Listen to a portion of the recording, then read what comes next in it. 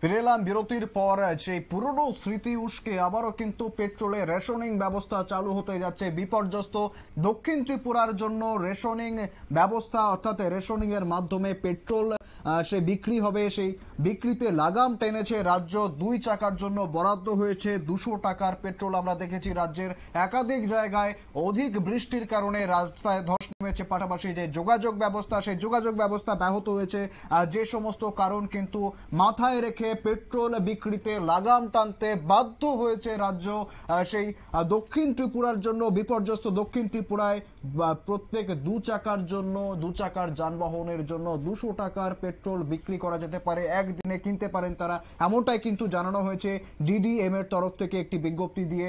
আমরা কথা বলবো, আমাদের সঙ্গে টেলিফোন লাইনে রয়েছেন আমাদের প্রতিনিধি সম্রাট চৌধুরী। সম্রাট, ঠিক এর আগেও আমরা একবার দেখেছিলাম এরকমই ছবি, বর্তমানেও আবার সেই ছবি ফিরে আসছে, ঠিক কি জানা যাচ্ছে? শুভেন্দু, রাজ্যে তো বর্তমানে এটা বন্যা পরিস্থিতি গত 19 তারিখ থেকেই চলছে। তো এরকম একটা অবস্থায় দক্ষিণ ত্রিপুরাতে, আমি আবারও বলছি, শুধুমাত্র দক্ষিণ ত্রিপুরার জেলার অধীনে যে পেট্রোল পাম্প গুলি রয়েছে, শুধু সেইগুলির জন্য আপাতত রেশনিং ব্যবস্থা চালু করেছে ডিস্ট্রিক্ট ডিজাস্টার ম্যানেজমেন্ট অথরিটি, যেখানে 2 চাকা যানের জন্য 200 টাকার পেট্রোল, 3 চাকার যান মানে অটো রিক্সার জন্য 300 টাকার পেট্রোল, 4 চাকার যে ছোট গাড়ি আছে সেগুলির জন্য 500 টাকা, আর 6 চাকা বা তার বাইরে যদি বেশি চাকার যদি গাড়ি হয়ে থাকে সেক্ষেত্রে 1500 টাকা পেট্রোল এবং ডিজেল। বর্তমানে পেট্রোল আর ডিজেলের দাম প্রায় কাছাকাছি, তো টাকার হিসাবে ওই পরিমাণটাও প্রায় সমানই থাকবে। এইটা শুধুমাত্র দক্ষিণ জেলার জন্য আপাতত এই রেশনিং ব্যবস্থা চালু করা হয়েছে। কারণ দক্ষিণ জেলাতে অনেক পেট্রোল পাম্প গুলি কিন্তু বেশিরভাগ পেট্রোল পাম্প জলের তলায় রয়েছে। তাছাড়া বিদ্যুৎ বিভ্রাট বা অন্যান্য কারণে কিছু পেট্রোল পাম্প পরিষেবা দিতে পারছে না। তো সব মিলিয়ে আপাতত পরিস্থিতি স্বাভাবিক রাখার জন্য এবং যোগান স্বাভাবিক রাখার জন্য এই সিদ্ধান্ত নিয়েছে রাজ্য সরকার।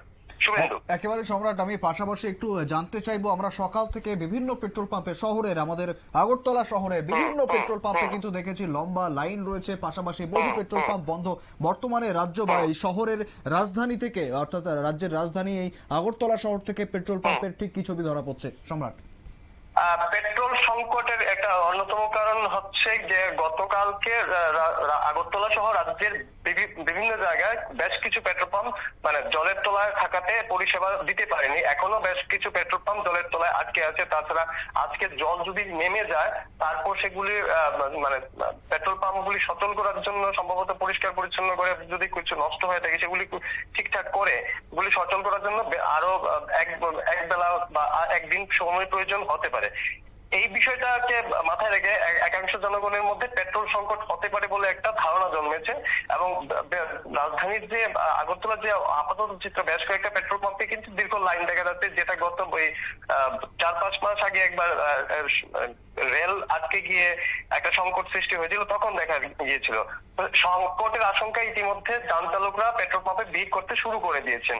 কিন্তু তাছাড়া 18মুড়া 47 মাইল এলাকাতে জাতীয় সড়ক ভেঙে গিয়েছে এবং এই জাতীয় সড়কে যান চলাচল গতকাল সন্ধ্যাতেই রাজ্য সরকার বন্ধ করে দিয়েছেন, নোটিশ দিয়ে বন্ধ করে দিয়েছে। এই গোটা পরিস্থিতি মিলিয়ে একাংশ জনগণের মধ্যে ধারণা সৃষ্টি হয়েছে যে রাজ্যে হয়তো খুব তাড়াতাড়ি পেট্রোল সংকট দেখা দিতে পারে, এবং সেই আতঙ্কেই কিন্তু সাধারণ মানুষ পেট্রোল পাম্পে লাইন দিতে শুরু করেছেন, মজুত করতে শুরু করেছেন। কিন্তু তাছাড়া এই গোমতী জেলা নিয়ে যে নোটিফিকেশনটা, বিজ্ঞপ্তিটা জারি করেছে রাজ্য সরকার, এটা কিন্তু আবারও বলছি শুধুমাত্র দক্ষিণ ত্রিপুরা জেলা নিয়ে এই বিজ্ঞপ্তি। দক্ষিণ ত্রিপুরার ক্ষেত্রে এই রেশনিং ব্যবস্থা লাগু থাকবে, অন্যান্য জেলার ক্ষেত্রে না। কিন্তু সংকট দেখা দিতে পারে আতঙ্কে কিন্তু মানুষ ইতিমধ্যে ভিড় করতে শুরু করেছেন। শুভেন্দু, একেবারে সম্রাট, ধন্যবাদ। আমাদের প্রতিনিধি সম্রাট চৌধুরী বিস্তারিত তুলে ধরলো ঠিক বর্তমানে কি পরিস্থিতি রয়েছে রাজ্যের তথা দক্ষিণ জেলার যে পেট্রোল পাম্প রয়েছে সেই সমস্ত জায়গায়।